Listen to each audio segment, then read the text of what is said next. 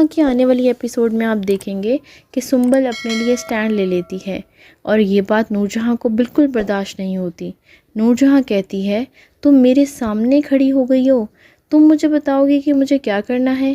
تمہیں معلوم ہونا چاہیے گھر کے زیادہ تر کام تم کرتی ہو اور ماں کے آنے کے بعد گھر کی ساری ذمہ داری تمہارے پر ہی ہے۔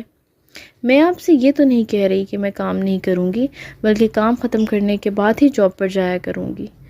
میں اس طرح فارغ گھر میں نہیں بیٹھ سکتی، میرا دم گھٹتا ہے گھر میں اب۔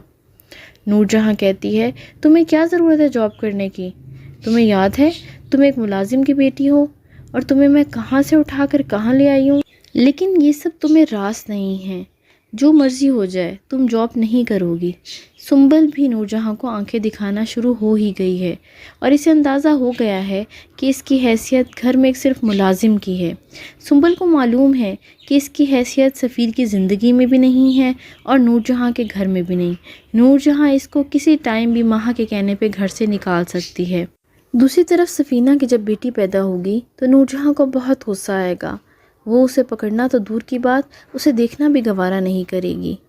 حنید اس بات پر بہت غصے میں آ جائے گا اور نور جہاں سے کہے گا اماں پہلے میں نے ایک بیٹی کو کھو دیا ہے اور یہ بیٹی میرے لیے ایک رحمت بن کر آئی ہے اور آپ نے اس کو اٹھانا بھی گوارا نہیں کیا۔ نور جہاں کہے گی حنید تمہیں معلوم ہے مجھے پہلے سے ہی بیٹی کی خواہش تھی، لیکن یہ خواہش سفینہ پوری نہیں کر سکی، میں کیسے تمہاری بیٹی کو اپنی گود میں اٹھا لوں؟ حنید کہے گا اماں آپ بھی تو کسی کی بیٹی ہیں، تو پھر آپ میری بیٹی کے ساتھ ایسا سلوک کیسے کر سکتی ہیں؟ اس بات پر سفینہ حیران ہو جائے گی۔